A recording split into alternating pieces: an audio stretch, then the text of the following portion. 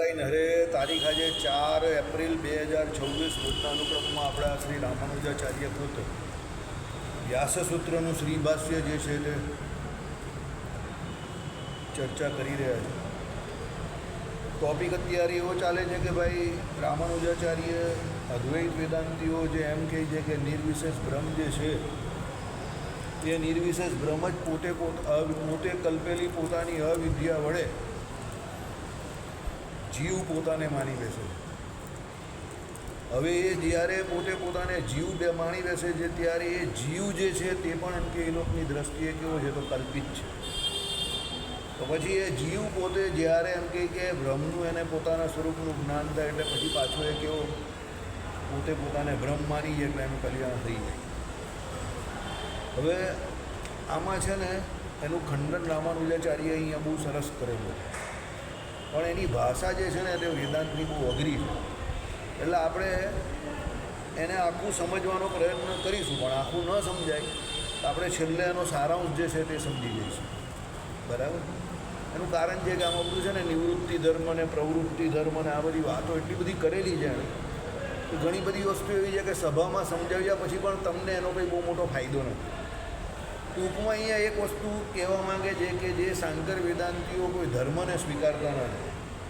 સમજો કે બ્રહ્મ જે છે તે નિર્વિશેષ છે, એના કોઈ વિશેષણ કે ધર્મને સ્વીકારતા નથી. તો એમ કહી કે એ ધર્મને સ્વીકારે નહીં તો કેવી રીતે ખબર પડે કે એ બ્રહ્મ જે છે તે પોતે જીવ થયું અને જીવ જે છે એને પોતાના બ્રહ્મના સ્વરૂપની ઓળખાણ થઈ અને એ પાછો પોતે એમ કહે કે જ્ઞાન સ્વરૂપ એવા બ્રહ્મને ઓળખીને પોતે પાછો પોતાના ઓરિજિનલ બ્રહ્મત્વને પામી ગયો. સમજો. હવે હું તમને શું કહું, આપણો જીવ છે કે પરમાત્મા છે, બંને સ્વરૂપે કરીને તો જેવા છે તેવા ને તેવા જ છે. સ્વરૂપમાં તો કંઈ ફેરફાર થતો નથી, બધા જાણીએ જ આપણે. તો વસ્તુ પરિસ્થિતિ શું આવે કે ભાઈ જીવ જે છે, સમજો, એટલે બ્રહ્મ જે છે અદ્વૈત વેદાંત મુજબ જ્યારે એને અવિદ્યાએ કરીને કલ્પિત એવી અવિદ્યાએ કરીને પોતાને જીવ માને ત્યારે જો એ પોતે બ્રહ્મમાં કોઈ ધર્મ રહ્યા હોય તે ધર્મો અને પછી એ જીવ બન્યો ત્યારે એના ધર્મોમાં કંઈ ફેરફાર થાય. સમજો, જેમ અત્યારે આપણે જાણીએ છીએ કે જીવ અને બ્રહ્મના ધર્મોમાં કોઈ ફેરફાર છે. સ્વરૂપમાં તો ફેર છે જ કે જીવ અણુ પરિમાણ છે અને બ્રહ્મ છે એટલે ભગવાન જે છે એ બાજુ ધ્યાન નહીં આપો, એ બાજુ ધ્યાન નહીં આપો. અઘરો ટોપિક, એ બાજુ ધ્યાન નહીં આપો, જરાવી ધ્યાન નહીં સમજ પડશે, જરાવી. આ વીકનેસ છે આપણી બધાને, એ બાજુ ધ્યાન જ નહીં આપવાનું, આપણું કામ નથી. એ કરે એને કરવા દે, તમે બહુ અઘરું જાય. જ્યારે એ બ્રહ્મ જે છે, સમજો, એ પોતાને જીવ માને છે. તો હવે એ બ્રહ્મ જ્યારે બ્રહ્મ હતું ત્યારે એનામાં કોઈ એવા વિશેષ ધર્મો હોવા જોઈએ કે જેને કરીને એ બ્રહ્મ તરીકે ઓળખાય. એટલે એ સવિશેષ તો છે. આપણે અને ભગવાનમાં કેટલો ફરક છે? તો ભગવાનમાં અનંત કલ્યાણકારી ગુણો રહ્યા છે, આપણામાં એ ગુણો રહેલા છે પણ એ ભગવાન કરતાં બહુ અલ્પ છે. એટલે આપણામાં અને બ્રહ્મમાં જે ફરક છે તે મૂળ સ્વરૂપનો તો છે પણ સ્વભાવનો પણ છે ને. હવે સમજો, સ્વરૂપ આપણું કેવું છે તો ભાઈ આપણું સ્વરૂપ જે છે તો અણુ પરિમાણ છે અને ભગવાન સર્વવ્યાપક છે. તો સ્વરૂપમાં આટલો ફેર થયો, પણ એની સાથે ધર્મોમાં પણ ઘણો બધો ફેરફાર છે. આપણામાં જે ધર્મો રહ્યા છે, કલ્યાણકારી ગુણો કે જે કહી રહ્યું છે, જ્ઞાન નામનો ગુણ રહ્યો છે, બીજાને ઓળખવાની જે કેપેસિટી છે આ બધી અવસ્થામાં એ બધી લિમિટેડ મર્યાદિત છે. આપણું ધર્મભૂત જ્ઞાન જે છે તે મર્યાદિત છે. ત્યારે જ્યારે જીવ પોતાની ઓરિજિનલ સ્વરૂપમાં મુક્ત અવસ્થામાં પહોંચે ત્યારે એનું જ્ઞાન જે છે તે પાછું કેવું વિસ્તારને પામે છે. પણ ભગવાન જે છે તે તો ધર્મી જ સર્વવ્યાપક છે અને એ ધર્મી જે છે એ જ બધું જાણે છે એકસાથે, એક કાળા વિછિન્ન બધા જીવોને. તો હવે જ્યારે શાંકર વેદાંત પ્રમાણે તમે જોવા જાઓ તો એ ભગવાન એટલે બ્રહ્મ જે છે એને કયો એવો ભ્રમ થયો, પેલી અવિદ્યારૂપી કે જેણે કરીને એ પોતાને જીવ માની બેઠો. અને એ બ્રહ્મ હતું ઓરિજિનલ નિર્વિશેષ, ત્યારે એનામાં એ લોકો શાંકર વેદાંતીઓ તો કોઈ ધર્મ માનતા નથી. તો પછી એ જીવ થયો તો એનામાં એવા કયા ધર્મમાં ફેરફાર થયા કે હવે એને જીવ પોતાને માની લીધો? સમજ નહીં પડી ને? પડી ને સમજ? એનામાં કંઈ ફરક આવ્યો હોય તો જ થાય ને. કારણ કે જો સમજો, જીવ જે છે એના સ્વરૂપમાં ફેર પડે છે. આપણે તો જીવ ટોટલી જુદો જ માનીએ છીએ, એટલે આપણે તો સ્વરૂપે કરીને અણુ પરિમાણ છે એ તો માનીએ જ છે. તો શાંકર વેદાંતી જે પ્રમાણે માને છે એ પ્રમાણે તો શું છે, જે ઓરિજિનલ નિર્વિશેષ બ્રહ્મ છે એમાં પણ કોઈ વિશેષણ કે કોઈ કલ્યાણ કોઈ ગુણ છે જ નહીં. અને અહીંયા જે જીવ હોય, જે પોતે પોતાને જીવ માની બેઠો છે એ બ્રહ્મ જ, તો એનામાં પણ કંઈ ધર્મ તો કોઈ હોય નહીં, એ તો નિર્વિશેષ જ છે. તો પછી એમાં ફેર કયો પડ્યો પેલી અવિદ્યા ઘૂસી એને કરીને કે એ પોતે પોતાને જીવ માની બેઠો અને પછી પાછું એને એના સ્વરૂપનું જ્ઞાન થયું એટલે પાછો એ પોતે ભ્રમ થઈ ગયો. તો એમાં ફેરફાર શું થયો એમ આઈડિયા આવે છે? સમજો. હું તો એવો છે. તમે નહીં બોલો, કોઈ નહીં બોલો, હું બોલું એ જ સાંભળો. તમે તમારું ચલાવવા જશો તો અટવાઈ જશો. મૂળ મુદ્દો સમજો. અહીંયા રામાનુજાચાર્ય શું સાબિત કરવા જાય તે તમે સમજો કે ભ્રમ જે છે એને તમે નિર્વિશેષ કહેતા હો તો ભ્રમનું જે જીવપણું થઈ જવું અને એનામાં જે ફેરફાર થવો એ અશક્ય છે. અને પછી એ પોતે પોતાના સ્વરૂપને ઓળખી અને પાછું એ ભ્રમ થાય તો પાછો એનામાં શું એવો ફેરફાર થયો અને એણે એવા કયા ભ્રમને જાણ્યું કે જેને કરીને એ પાછો એનું પોતાનું જીવત્વ મટી ગયું અને એ પાછો ભ્રમ થઈ ગયો? કારણ કે એ પોતે ભ્રમ હતો ત્યારે એનામાં કોઈ ગુણ હતા જ નહીં. તમે કહ્યું એ પ્રમાણે તો એનામાં કોઈ ગુણ નહીં હોય તો હું એને શું જાણી લીધું કે જેને કરીને એ પોતે પાછો ભ્રમ થયો? ગુણ વગર તો જણાય નહીં. ગુણ વગર તો જણાય નહીં. ગુણી હા, મારે દીપકની ઓળખાણ આપવી હોય તો 10 દીપક હોય તો 10 દીપકમાં અલગ અલગ ક્વોલિટી, ગુણ હોય, લક્ષણો એ પ્રમાણે હું આપું ને. ભલે નામ 10 દીપકના દીપક જ હોય. અમારી કોલેજમાં જ આ પોલિટિક્સ થઈ. અમે લોકો કોલેજ ભણતા હતા ત્યારે એક દીપક કોઈ હતો ને તે ઇલેક્શનો ઊભો રહેલો, તે એની હવે 3 દીપક ઊભા કરી નાખ્યા. કોઈ બધાની અટક જ જુદી છે. એટલે વોટ ફોર દીપક તો કયા દીપકને મત આપવાનો કંઈ ખબર જ નહીં પડે. કન્ફ્યુઝન. એટલે પેલો જે ઓરિજિનલ દીપક હતો એણે બુદ્ધિ વાપરી, જે જીતેલો એ દીપક એ બીજેપીનો માણસ હતો. એણે શું કર્યું? એનું કેનવાસિંગ જ બદલી નાખ્યું. Vote for Trivedi. કારણ કે એની અટક ત્રિવેદી હતી. પહેલાં એ દીપક કરીને કહેતો હતો, પેલા કે 3 દીપક ઊભા કર્યા, તો એણે શું કર્યું? Vote for Trivedi. એટલે એણે ત્રિવેદી દીપક કર્યું. દીપક નામને નાનું કરી દીધું. એટલે લોકોને ખબર પડે કે ના, આપણે ત્રિવેદીને મત આપવાનો. તો મને આજે પણ એટલે યાદ છે કે એણે ત્રિવેદી તરીકે નામ કરી દીધું. એ જીતી ગયું. હોશિયાર માણસ હતો. એટલે એને 1.5 મહિનો જે મળ્યો એમાં એણે શું કહ્યું? પેલા લોકો વોટ ફોર દીપક કરતા હતા એના વિરોધીઓ. એણે શું કરી દીધું? વોટ ફોર ત્રિવેદી કરી દીધું. 1.5 મહિનો એના માટે કાફી હતો અને એ જીતી ગયો છે. બરાબર. એટલે હું તમને શું કહું છું કે રામાનુજાચાર્ય શું કહે છે કે ભ્રમ તમે જેને નિર્વિશેષ કહો છો એ કોઈ દિવસ નિર્વિશેષ હોય જ નહીં. એ સવિશેષ અને વિશેષણવાળું હોય તો જ તમે તમારો મત પણ સિદ્ધ કરી શકો. હવે એને અહીંયા બહુ કડક ને અઘરી ભાષામાં કહ્યું. હવે ખાલી તમારે સાંભળવાનું જ છે. તમે આ બધું જે મેં તમને કહાની કહી ને એટલે હવે તમે આજ ગમે એટલું અઘરું લાગે પણ તમે એને સાંભળશો એટલે તમને સમજ પડી જશે કે આમાં આમ કહેવામાં. એટલે મેં પહેલાં વાંચી લીધું. એટલે આમાં જે ભાષા છે તે બહુ અઘરી છે. બરાબર. સાંભળો. હવે સમાન અધિકરણીય એટલે જીવ અને બ્રહ્મના, એટલે જીવ બ્રહ્મના બાદ અર્થે હોય તો અધિષ્ઠાન લક્ષણા, અધિષ્ઠાન ભૂત નિર્વિશેષ બ્રહ્મા તદપદની લક્ષણા. અધિષ્ઠાન ભૂત નિર્વિશેષ બ્રહ્મા તત્પદની લક્ષણા. તત્ એટલે અહીંયા તત્વમસી જે કહ્યું ને એમાં શું કહ્યું? પેલું અધિષ્ઠાન ભૂત ઓરિજિનલ નિર્વિશેષ બ્રહ્મ છે એમાં એને તત્ કહ્યું. કોણે? અદ્વૈતીઓ. કે એટલે એ પ્રમાણે રામાનુજાચાર્ય સમજાવે છે. સાંભળો. જેમ કે સાપ દોડતું છે એ વાક્યમાં સાપ દેખાય છે તે સાપ નથી. એ કલ્પેશ ચૂપ ચૂપ. જે સાપ જે દોડતું છે એ વાક્યમાં સાપ દેખાય છે તે સાપ નથી, પણ દોડતું છે. સાપ દોરડાથી જુદો નથી અને ખોટો હોય દોરડાથી બાધિત થાય. સાપ દોરડાથી જુદો નથી એમ કેમ કહ્યું? તમે જેને સાપ માનો છો એ દોડતું છે જ. એટલે સાપને દોરડું તો જુદું નથી. તમે જેને સાપ માનો છો એ જ દોરડું છે. સમજો. પણ શું કહ્યું છે? ખોટો હોય દોરડાથી બાધિત છે. એ સાપ છે તે ખોટો છે. કેમ? જ્યારે તમે દોરડું જોશો એટલે તમને દોરડું ખબર પડી જશે. એટલે એ સાપ નથી એ ખબર પડી. એટલે દોરડાથી બાદ થાય છે. એટલે તમે જ્યારે નજીક જઈને એ દોરડાને જોશો એટલે તમને બાદ થઈ ગયો કે ના આ સાપ નથી એમ. સમજો. પણ એ સાપ અને દોરડું બે ત્યારે અલગ નથી. સાપ છે જ દોરડું છે ને દોરડું છે જ સાપ છે. આઈડિયા આવે છે?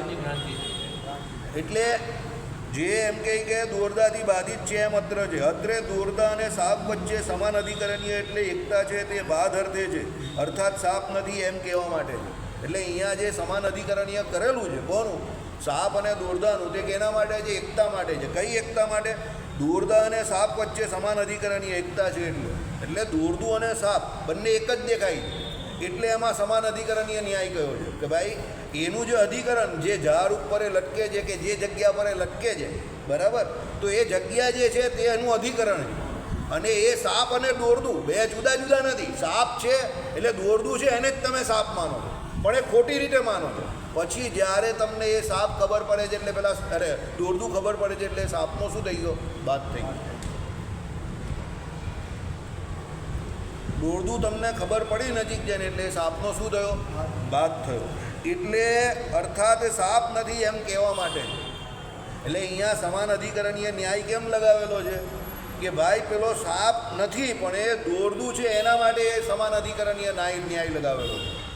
કેવી રીતે કે તમે એને દૂરથી જોયો ત્યારે તમને શું દેખાયું? સાપ દેખાયો. પણ નજીકથી તમે એને જોયો કે બેટરીમાનને જોયો તો તમને શું દેખાયું? દોરડું. હવે તમે એ સાપ અને દોરડું એ બંને વચ્ચે સમાન અધિકરણીય ન્યાય કેમ દેખાયો? કારણ કે એ સાપ કોના જેવો દેખાતો હતો? દોરડા જેવો દેખાતો હતો. એટલે સમાન અધિકરણીય ન્યાય લાગ્યો. બંને વચ્ચે સમાનતા. સમાનતા કેમ હતી? તમારા મગજમાં પહેલાં પૂર્વેની સ્મૃતિમાં શું છે? સાપ છે. અને સાપનો શું રહેલો છે? ભય રહેલો છે. અને સાપ કઈક અંશે દોરડા જેવો દેખાય છે. તમને કેમ એ ગાય નહીં દેખાય કે ભેંસ નહીં દેખાય કે ઘોડો નહીં દેખાયો? કારણ કે એ સાપ જે છે તે કેના જેવો દેખાય છે? દોરડા જેવો દેખાય છે. અને સાપનો ભય તમારા મગજમાં કે જીવમાં જ્ઞાન શક્તિમાં જે કંઈ સમજો તે ઓલરેડી છે. સાપ જોયેલો છે. હવે જોઈ તો તમે ગાય ભેંસ પણ છે, પણ એમાં સમાન અધિકરણીય નહીં થતું. કેમ? ગાય પેલા દોરડા જેવી દેખાય છે આમ કરીને હોય તો નહીં દેખાતી. ભેંસ દેખાય છે? નહીં દેખાતી. એટલે એમાં સમાનતા નથી. પણ સાપ અને દોરડામાં સમાનતા છે. સમજો. એટલે તમે પેલું દોરડું છે એ જોઈને એને સાપ જોઈને સમજાવે એટલે ડર લાગ્યો કે ભય લાગ્યો તમને. હવે તમારો ભય કેવી રીતે દૂર થયો? તમે નજીક ગયા અને પેલી બેટરી મારી કે મોબાઈલની બેટરી દૂરથી અહીંયાથી પણ મારી, તમે કહું કે હાલું સાપ તો નહીં દેખાતો. સાપ હોય તો જરા તારે એમ કે ઉપર નીચે તો જાય ને, આ તો ખાલી આમ હલતું જ દેખાય છે પવનને કારણે. એટલે તમારો ભય થોડોક ઓછો થયો. ભાઈ તમે ઓર નજીક ગયા, પછી તમને બેટરી મારી, અરે યાર આ તો દોરડી છે પેલો કાઢીને આપી દે, એટલે તમારો બાદ થઈ ગયો. કોનો? સાપનો બાદ થયો. પણ સમાન અધિકરણીય ન્યાય અહીંયા લાગેલો કેમ? સાપ અને દોરડું બે જુદા જુદા નથી. જે સાપ છે એ જ દોરડું છે. સમજ પડે છે કે નહીં પડતી? મતલબમાં એ સાપ જે છે તે કેવો છે? એનો ભ્રમ ખોટો છે. અને દોરડું જે છે તે કેવું છે? સાચું છે. હવે સમજ પડી ગઈ? ઉદાહરણ સમજશો તો જ સિદ્ધાંત સમજ પડશે. સાપ અને દોરડું બે જુદા જુદા નથી. સમજજો. જે સાપ જોયો છે એ દોરડું હતું એને જ સાપ રૂપે જોયો છે. અને બંનેના આકારમાં જે છે એકતા, એને કારણે તમને શું લાગ્યું કે એ સાપ જ દોરડા રૂપે એટલે દોરડું જ સાપ રૂપે ભાસેલું. અને નજીક ગયા એટલે તમે દોરડું દેખાયું એટલે સાપનો શું થઈ ગયો? બાદ થઈ ગયો. હવે તમે સમજો, બાદ થઈ ગયો પછી બીજે દિવસે પાછો ત્યાંને ત્યાં એક દોરડું કોઈએ સુકાવવા માટે મૂક્યું તો તમને બીજે દિવસે એ સર્પ નહીં દેખાશે. પતી ગયું. બાદ થઈ ગયું. આઈડિયા આવી ગયો. એક વખત હવે દાખલા તરીકે ઘણા લોકો પેલા કપડાં સુકવતા હોય તો અમુક કપડાનો કલર રંગ એવો હોય કે તમને દૂરથી જરા ભય લાગી જાય. આવું શું છે? આમ દૂરથી કંઈ બીજું જ દેખાય. તો પછી એક વખત તમે નજીકથી એ કપડાને જોઈ લીધો, અરે યાર એ તો કલર એવો છે, એટલે બાકી આ કંઈ બીજી વસ્તુ નથી, એમ ભય લાગે. પછી એક વખત બાદ એટલે એ તો એવો જ છે, એમ સમજ પડી ગઈ? એટલે કહેવાનો મતલબ શું છે? સમાન અધિકરણીય ન્યાયમાં આ વસ્તુ સમજવા જેવી છે. બંને વચ્ચે સમાનતા હોય છે, બંને વચ્ચે એકતા છે, એટલે સમાન અધિકરણીય ન્યાય લાગે છે. એટલે અહીંયા શું કહ્યું તે સાંભળો. સમાન અધિકરણીય એટલે જીવ બ્રહ્મના બાદ અર્થે હોય તો અધિષ્ઠાન લક્ષણા એટલે અધિષ્ઠાન ભૂત નિર્વિશેષ બ્રહ્મમાં તદપદની લક્ષણા. અધિષ્ઠાન ભૂત પેલો ઓરિજિનલ નિર્વિશેષ બ્રહ્મ, એમાં કઈ લક્ષણા? તદપદની. તત્વમ અસી. તો પહેલું તત્ જે આવ્યું ઓલપેન છે ને અહીંયા, જ્યારે અહીંયા તત્વમસીમાં તત્ સ્વરૂપાને વિમલ લખતો બસ હવે મને હવે તત્વમસી ઉપર લખ, પહેલાં શ્રીહરિ લખજે. શ્રીહરિ તો લખજે. એ તું જ છે. પહેલાં તત્વમાં સિલેક્ટ વાસુદેવ ભગત આવી. હા બોલો. હલો. હા મૂકવાનું કાં છે રિક્ષા આપણી? ઓકે હું મૂકી આવું.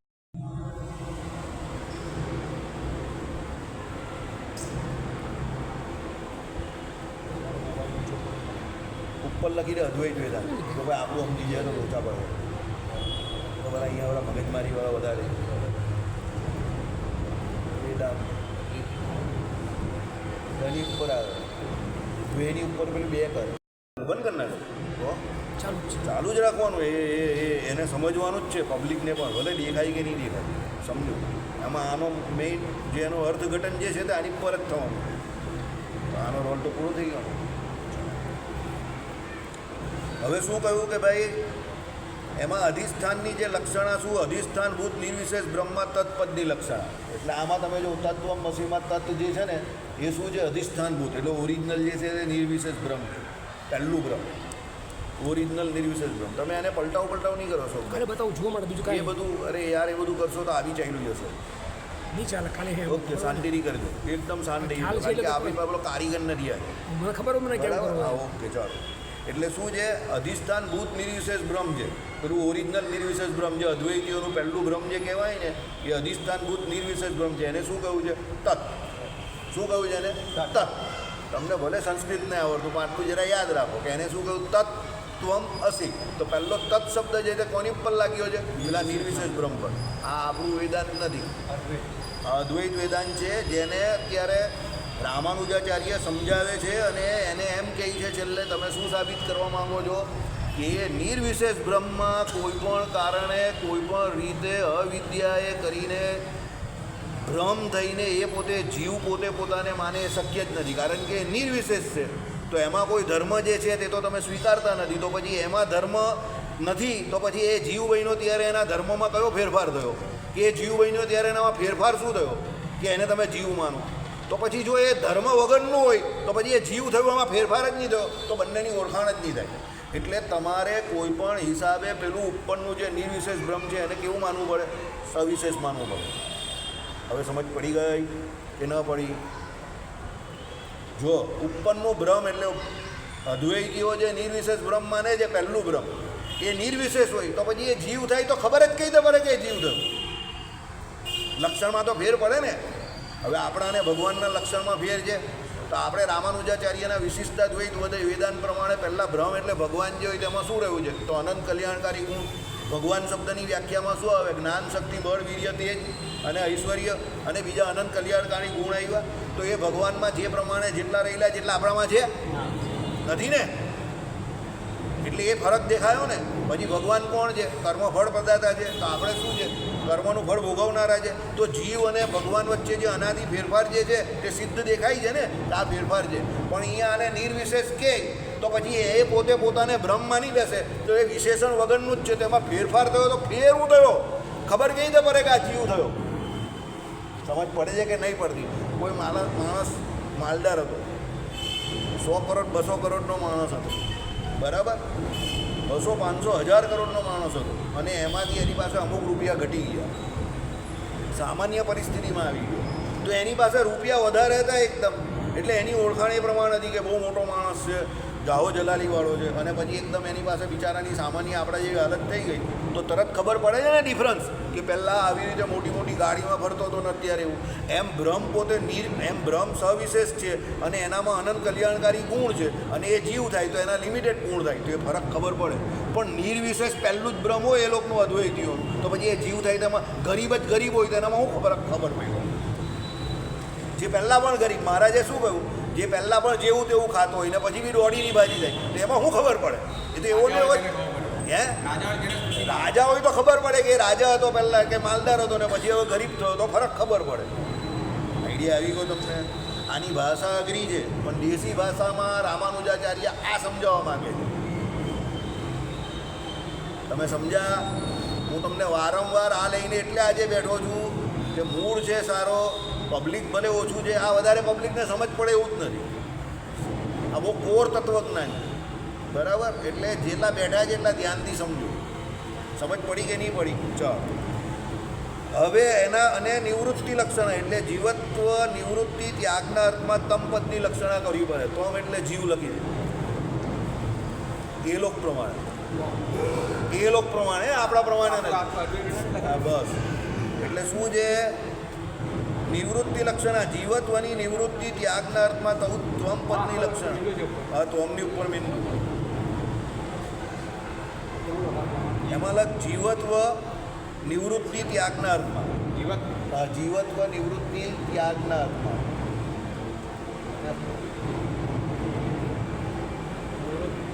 ત્યાગના અર્થમાં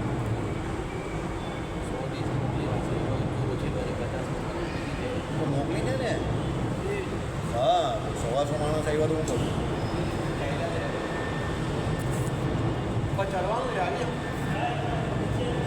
તો લઈને જ જઈએ ને.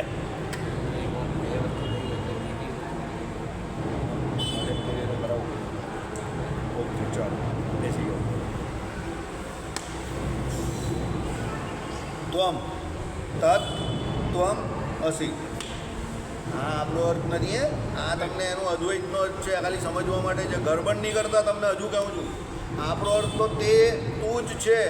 તો તે તું જ છે તત્વમસીમાં શું છે કે ભાઈ એ ભગવાન જે પ્રલયકાંડને વિશે તારી વિશે રહેલા હતા એ જ ભગવાન અત્યારે સૃષ્ટિકાંડને વિશે પણ તારી વિશે રહેલા છે. એટલે તે તું જ છે. એટલે તે કોણ? એ ભગવાન. ને તું એટલે કોણ? એ ભગવાન. એ કોને કયા? પેલા જીવની અંદર અંતર્યામી પણ રહેલા તેને. એટલે આપણામાં તે અને તું બંનેમાં એ ભગવાન જ કયા છે. એ લોકો કારણ કે સ્થિતિ ભેદ છે ને એ લોકોમાં. એ લોકો શું કહે છે? નિર્વિશેષ બ્રહ્મ. પછી એનામાં અવિદ્યાનો શું થયો? ડાઉટ ગયો, ભ્રમ થયો. એટલે એ પોતે પોતાને શું માની બેઠો? જીવ માની બેઠો. હવે એ જીવ માની બેઠો ત્યારે પછી એને પાછું એના સ્વરૂપનું જ્ઞાન થાય છે ત્યારે પાછો પોતે પોતાને બ્રહ્મ માને છે ને. તે આ નિવૃત્તિ એ ત્વમ શબ્દમાં જીવત્વ નિવૃત્તિ ત્યાગના અર્થમાં. હવે સમજ પડી ગઈ? એની નિવૃત્તિ જીવત્વ જે આવી ગયું કેને કારણે? અવિદ્યાને કારણે. હવે એની નિવૃત્તિ ક્યારે થાય એના જીવત્વની? ત્યારે એને પોતે પોતાના બ્રહ્મ છું એવા સ્વરૂપનું શું થયું? જ્ઞાન થયું. આ આપણું વેદાંત પાછો વારે વારે કહું છું, ગરબડ નહીં કરતા. એક્સિડન્ટ થઈ જાય કે શું સ્વામી કહીને આપણું પહેલાં જાણી લે. આ આપણો અર્થ નથી. રામાનુજાચાર્ય ખંડન કરે છે કારણ કે આપણે એને સિરીઝમાં ચલાવશું ને. આજે ચાલશે, કાલે ચાલશે, પરમ દિવસે, એટલે આપણા ટુકડા પડી જાય. બરાબર? ચાલો ઓકે. કરવી પડે એટલે એ જ પૂર્વે બતાવેલા લક્ષણાદિ દોષ આવવાના. બરાબર? સારી સોય. મુખ્ય સીધો અર્થ મૂકીને લાક્ષણિક અર્થ કરવો પડે તે દોષ. એ આપણે કાલે સમજેલા એ પ્રમાણે. મુખ્ય અર્થ બધા શબ્દના અલગ અલગ જે ઓરિજિનલ અર્થ હોય એ છોડીને અદ્વૈતીઓ શું કરે છે? લક્ષણવાળો અર્થ. મુખ્ય અર્થ આપણે સચ્ચિદાનંદનો આપણે શું કરીએ છીએ? સત એટલે જે નિત્ય છે તેવું, ચિત એટલે કેવું? જ્ઞાન સ્વરૂપ અને જ્ઞાન નામના ગુણવાળું, અને આનંદ એટલે કેવું? આનંદગન એવું બ્રહ્મ. આ આપણે કેવો અર્થ કર્યો? એનો સીધો અર્થ કર્યો. લક્ષણાવાળો અર્થ પેલા લોકો શું કરે? સત એટલે અદ્વૈતીઓ સતનો અર્થ શું કરે? જે અસત નથી એવું, અસત નથી એવું, જે અસત નથી એવું. ચિત્તનો અર્થ શું કરે લોકો? જે જળ નથી એવું. અને આનંદનો અર્થ શું કરે? આનંદ સ્વરૂપ છે તે. આ કયો અર્થ કર્યો કહેવાય? શંકરાચાર્યનો લક્ષણાવાળો અર્થ લક્ષણા કર્યો અર્થ કર્યો. વેદાંતની ભાષામાં. આ ઓરિજિનલ અર્થ નથી. ઓરિજિનલ અર્થ સત એટલે કેવો? ત્રિકાર બાધિત. ચિત્ત એટલે કેવું? જ્ઞાન સ્વરૂપ અને જ્ઞાન નામના ગુણવાળું. કેમ? ભગવાન અનંત કોટી બ્રહ્માંડમાં જેટલા પણ જીવ રહ્યા એ બધાને એક કાળા વિછિન્ન એક સાથે એની અંદર ભૂત ભવિષ્ય જે કંઈ એના ભૂતકાળના અને વર્તમાનના કર્મ છે એ બધાને યથાવસ્થિથી ભગવાન તંદુરસ્ત પુરુષ જેમ પોતાના હાથમાં જળના બિંદુને ધારે એમ ધારીને રહેલા છે. બરાબર? એટલે ને જ્ઞાન એટલે આનંદ એટલે શું? ભગવાન કહેવાય છે આનંદનો બહુ મોટો સમુદ્ર છે. આનંદ નામનો ગુણ એમનામાં કાયમ માટે રહેલો છે. એટલે એ કોના એ ઓરિજિનલ કોના લક્ષણ છે? એ ભગવાનના. પાછળ શું લખેલું છે? બ્રહ્મ. તો આ બધા એ ત્રણ બ્રહ્મના શું થયા? વિશેષણ થયા. એટલે આ એનો ઓરિજિનલ અર્થ. શાંકર વેદાંતિઓ એનો કયો અર્થ કરે છે? લક્ષણાવાળો અર્થ કરે છે.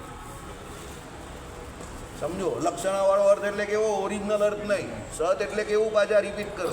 અસત નથી તેવું, એ અસત નથી તેવું. ચિત એટલે કેવું કરે છે? અર્થ બોલો વિજયભાઈ. તમને પણ પૂછ્યું છે. જે જળ નથી તેવું. અને આનંદ એટલે આનંદ સ્વરૂપ. બરાબર? આ કેવો અર્થ છે? લક્ષણાવાળો અર્થ. હવે રામાનુજાચાર્યએ શું કહ્યું? મુખ્ય એટલે સીધો અર્થ મૂકીને લાક્ષણિક અર્થ કરવો પડે એ દોષ છે. આઈડિયા આવી ગયો. હું રાજુભાઈને રાજુભાઈ નહીં કહું અને કહું કે ભાઈ મહેશભાઈના ભાઈ, તો અમારા ફળિયામાં એક ભાઈને ખોટું લાગતું હતું. વિજયનો ભાઈ હરી હતો ને એને, વિજય નહીં આવતો હતો કાલિયો, એનો ભાઈ હરી. કોઈ એમ કહે ને હા વિજયનો, કારણ કે વિજય બહુ ફેમસ માણસ, એટલે પેલો કોઈ એમ કહે ને આ ભાઈ વિજયભાઈના ભાઈ છે, એટલે પેલાનો દોરો ફરીએ. વિજયભાઈનો ભાઈ નહીં, મારું નામ હરીશભાઈ કાયસ છે. એનું એટલે શું એ લક્ષણવાળો અર્થ થયો ને. હું તમને એમ કહું કે ભાઈ તમે મહેશભાઈના ભાઈ છો, તો તમારી ઓળખાણ કોના થકી થાય? મહેશભાઈ થકી. એટલે તમને અમુક સમય એવું લાગે કે મને મારી પોતાની ઓળખાણ જ નથી કોઈ. એટલે 2-4 વાર કહેવું તો બરાબર, ભાઈ તમે શું કહો? ભાઈ મારું નામ રાજુભાઈ છે, એટલે મને શું કહેવાનું? રાજુભાઈ કહેવાનું. તે સીધો જ છે. આ બધું બહુ વિચિત્ર છે, પણ આને આવી રીતે જ સમજાવાય. હવે સમજો, હું આમને એમ કહું કે કાંતિભાઈના દીકરા, તો ભાઈ કાંતિભાઈના દીકરા એ લક્ષણવાળો અર્થ થયો. હું જેમ રંજીતભાઈનો દીકરો, તો એમાં ખોટું કંઈ નથી. હું રંજીતભાઈનો જ દીકરો છું, એ ભાઈ કાંતિભાઈના જ દીકરા છે. પણ હવે અમે બંને 52 વર્ષના થયા, તો હવે અમારા પોતાની ઓળખાણ હોવી જોઈએ. તો ભાઈ આ વાસુદેવ કાંતિભાઈના દીકરા અને આ વાસુદેવ રંજીતભાઈના દીકરા. આ સીધો અર્થ. સમજ પડી ગઈ? ખોટું કંઈ નથી એમાં. એ લોકો જે એમ કહે છે કે સત એટલે જ કેવું કે જે અસત નથી દેવું, તો એ ખોટું થોડું છે. સાચી જ વાત છે ને. આ ભાઈ કાંતિભાઈના દીકરા જે વાત ખોટી થોડી છે, હું રંજીતભાઈનો દીકરો એ વાત ખોટી થોડી છે. વાત સાચી જ છે, પણ એ અર્થ મુખ્ય અર્થ નથી. છે કે ને બધું ટ્રીકી. આ જ સમજવાનું છે. અદ્વૈત વેદાંત ટ્રીકી છે. એટલે રામાનુજાચાર્ય શું કહ્યું? ભાઈ તમે શું શબ્દનો એટલે શ્રુતિઓનો સીધો અર્થ નહીં કરતા, પણ કેવો કરો છો? લક્ષણાવાળો કરો છો. એ શું છે? દોષ છે. જ્યાં મને ખબર છે કે આ વાસુદેવભાઈ એનું નામ છે, તો મારે જ્યાં કંકોત્રી લખવાની હોય ને નામ લખવાનું હોય, તો હું પહેલું નામ શું લખું? વાસુદેવભાઈ કાંતિભાઈ જરીવાળા.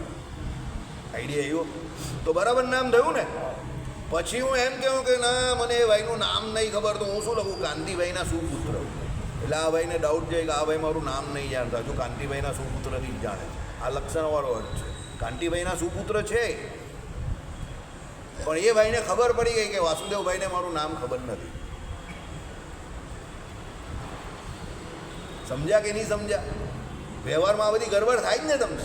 બસ અદ્વૈત વેદાંતમાં આ ગડબડ છે. રામાનુજાચાર્ય કે તમે જેનો શ્રુતિઓનો સીધો અર્થ કરવાનો, એની જગ્યા પર કેવો અર્થ કરો છો? લક્ષણાવાળો અર્થ કરો છો. એ ગડબડ છે. કે ભાઈ આ મહેશભાઈના ભાઈ છે, ચંદુ કાકાના છોકરા છે.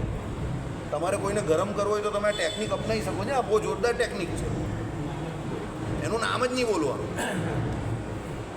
હવે એના બાપા ગમે એટલા ગગા હોય, એનું નામ જાણી લેવાનું ને એનું નામથી જ એને બોલાવી આપવાનું. એ કંઈ મારા બાપાએ તો કંઈ ગોયા ઉખાડી નથી, આમાં બાપાનું જ નામ કેમ દયા કરે? એટલે પેલો ઈગોવાળો ને કોઈ ચટપટી જાય. 8-10 વાર છગનભાઈનો છોકરો, છગનભાઈનો છોકરો.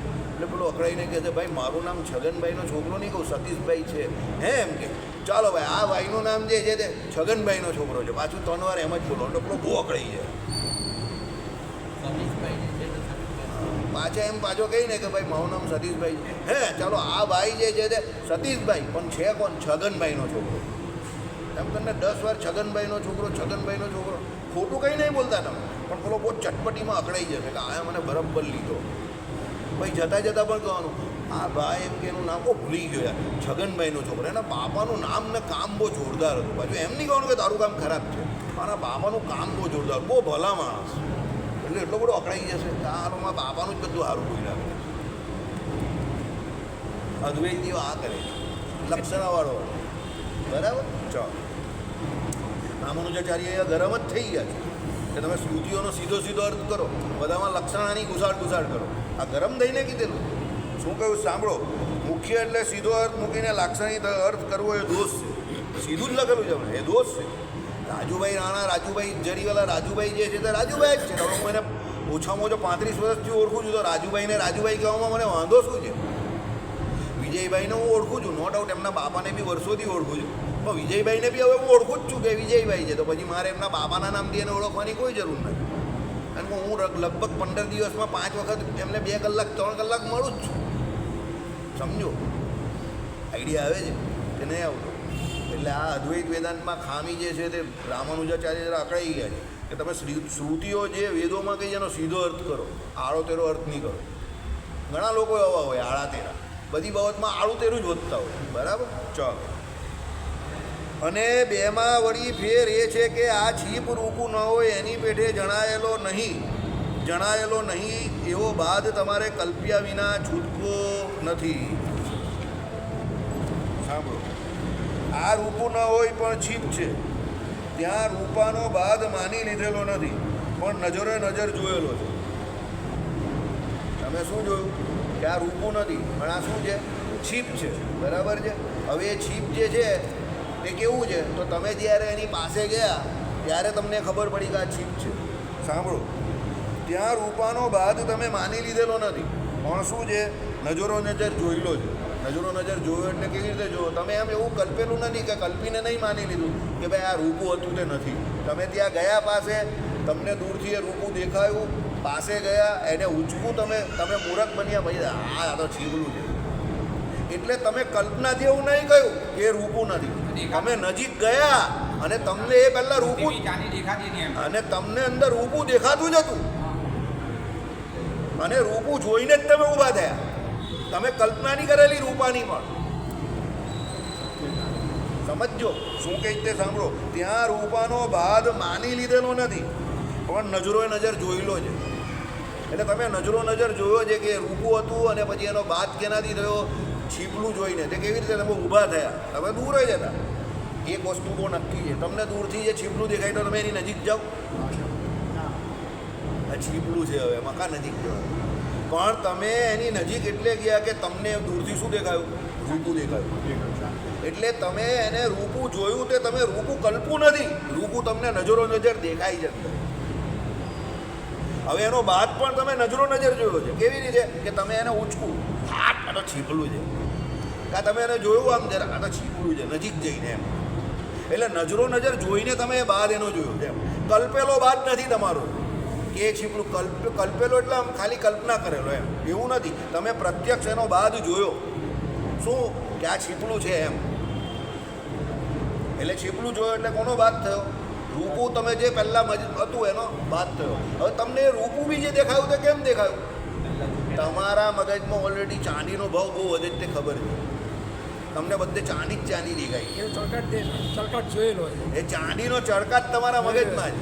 એટલે પેલો સૂર્યનારાયણનો પ્રકાશ જે પડ્યો એટલે તમને ચાંદી ચાંદી જાય છે. તમે જાણી ખબર નહીં પડે, કિસી કો કાનો કાન ખબર બી નહીં પડે. એમ કરીને તમે એની નજીક ગયા, ચાંદી સમજો. કેમ? ચાંદીનો ચળકાટ તમારા મગજમાં છે, સ્મૃતિમાં.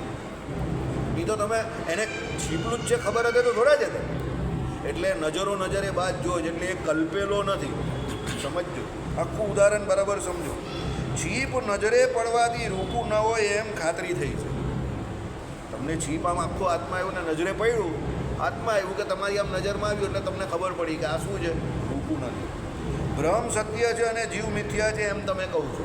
હવે અદ્વૈતીઓ શું કહે છે? પેલું ભ્રમ જે છે તે સત્ય છે. કયું? નિર્વિશેષ ભ્રમ. અને એ અવિદ્યાએ કરીને પોતે પોતાને શું માની બેઠું? જીવ માની બેઠું. એ શું છે? મિથ્યા છે એમ તમે કહો છો. ત્યાં તો જીવનો બાદ થયેલો તમે જોયો નથી પણ તમારો માની લીધેલો સિદ્ધાંત છે. હવે એ જીવનો બાદ થયો અને પછી પાછો એ પોતે ભ્રમ થઈ ગયો, તે તમે જોયો નથી કે એ ભ્રમ થયો, પણ એ શું છે? તમારો માની લીધેલો સિદ્ધાંત છે કે ભાઈ હવે એને પોતાના સ્વરૂપનું જ્ઞાન થયું અને એ પોતે જીવનો બાદ થઈ ગયો અને હવે શું થઈ ગયો? પોતે ભ્રમ થઈ ગયો. એ તમે કોઈ જોયું નથી. એ શું છે? તમારો માની લીધેલો સિદ્ધાંત. તે વિના બન બેસતો નથી. એટલે એ તમારો માનેલો સિદ્ધાંત જે હું તમે માન્યો છો એટલે એ તમારો સિદ્ધાંત તમે એને બન માટે તમે જીવનો ભ્રમથી બાદ થયો કલ્પ્યો છે. એ કલ્પના માટે કંઈ વાજબી કારણ નથી. સમજો મારી રીતે.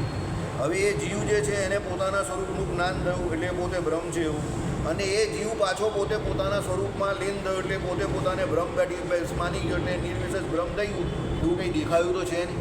એટલે તમે એની શું કરી છે? ફક્ત કલ્પના કરી. એટલે તમારો મત જે છે એ ફક્ત ને ફક્ત કેનો છે? હવામાં અદ્ધર કલ્પનાનો. દેખાતો નથી પાછો. એ જીવ જે પોતે પોતાને જીવ માની બેઠો છે એ તો મિથ્યા છે, અને એનું પાછો બાદ કેના દ્વારા થયો? કે એને એના સ્વરૂપની ઓળખાણ થઈ ગયું, નિર્વિશેષ ભ્રમ છું. એટલે એ પોતે પાછો ભ્રમ થઈ ગયો. એ ફક્ત તમારી શું છે? કલ્પના છે. પણ એવું ઓરિજિનલી કોઈએ જોયું નથી, દેખાતું નથી. હવે રામાનુજાચાર્યએ દાવો કર્યો એટલે એનો મતલબ શું છે? આ વાત સાચી છે. સમજો હું કેમ બહુ સ્લો જાઉં છું ખબર તમને? આ છે ને સીધો એટેક છે અદ્વૈત પર. ડાયરેક્ટ ફાયરિંગ ગઈ ને એ એટેક છે.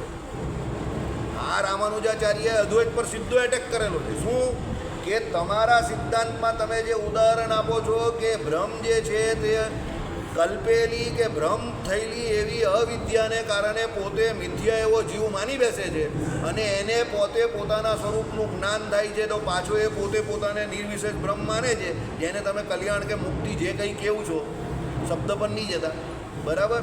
તે વસ્તુ એ ઘટના દેખાતી નથી, પણ એ તમારો ફક્ત ને ફક્ત કલ્પિત માનેલો સિદ્ધાંત છે. આમ સીધો એટેક કોણે કર્યો? રામાનુજાચાર્યએ. કોની પર કર્યો?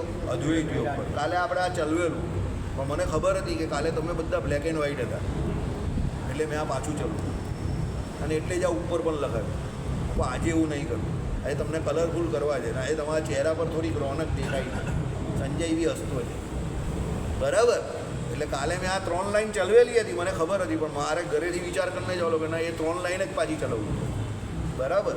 એટલે કહેવાનો મતલબ રામાનુજાચાર્યએ 2 વાત સિદ્ધ કરી. પહેલું, નિર્વિશેષ બ્રહ્મ તમે સિદ્ધ નહીં કરી શક્યા. બીજું, પેલો જીવ જેને તમે મિથ્યા માનો છો એ પાછો પોતે પોતાને નિર્વિશેષ બ્રહ્મ માને, એ ઘટના તમને દેખાતી નથી, પણ એ તમારી કેવી ઘટના છે? કલ્પેલી ઘટના છે. એટલે અદ્વૈત વેદાંત શું છે આ બાબતમાં? શ્રુતિનો અર્થ જે છે તે સીધો નહીં કરતું, પણ કેવો કરે છે? લક્ષણવાળો. એ શું છે? દોષ છે. એટલે રામાનુજાચાર્ય અદ્વૈત વેદાંતના આ જગ્યા પર શું મારી દીધી? ચોક. તમે તમારો સિદ્ધાંત તમારા જ ઉદાહરણથી સાબિત કરી શકતા નથી, બરાબર. હવે આવતીકાલે રાંદેર મંદિરમાં આપણો સાંજે 5 વાગે કાર્યક્રમ છે. હરિભક્તોને કહું 4 વાગે સેવા કરવા આવી જજો. કોઈ સેવા કરવા આવતું નથી, ભજન બી કરો થોડું ઘણું, બરાબર. પ્રસાદ તો મળવાનો જ છે, તો એ તો મળશે જ, પણ ભજન પણ કરો અને આવી જાઉં 5 વાગે. અને પછી આપણે ભજન, કાલે આપણે સત્સંગ પણ કરવાના છે, કારણ કે હરિપ્રકાશ શાસ્ત્રી એવું કહે છે કે ભાઈ સત્સંગનું થોડું વધારો. કાલે આપણે ત્યાં સત્સંગ પણ કરશું. એટલે અહીંયાની સભા તો મોકૂફ રહેશે, પણ ત્યાં કાલે આપણે સત્સંગ પણ કરશું અને ભજન પણ કરશું. હવે બીજી તમને વાત, વહેલા જેનાથી અવાય તે આવો, પણ કદાચ કોઈ આપણામાંથી અહીંયાનો માણસ મોડો પડી જાય તો આવવામાં શરમ નહીં રાખતા, આવી જાય. ઘણા બધા ઘરના માણસ 7:30 8:30 આવો તો પણ મને કોઈ વાંધો નથી, આવી જજો, બરાબર. ઘરના માણસ માટે એ નહીં, પણ બહારના જે હોય એના માટે તો મારે એવી રીતે કહેવું જ પડે. શ્રીપતિમ શ્રીધરમ સર્વદેવેશ્વરમ ભક્ત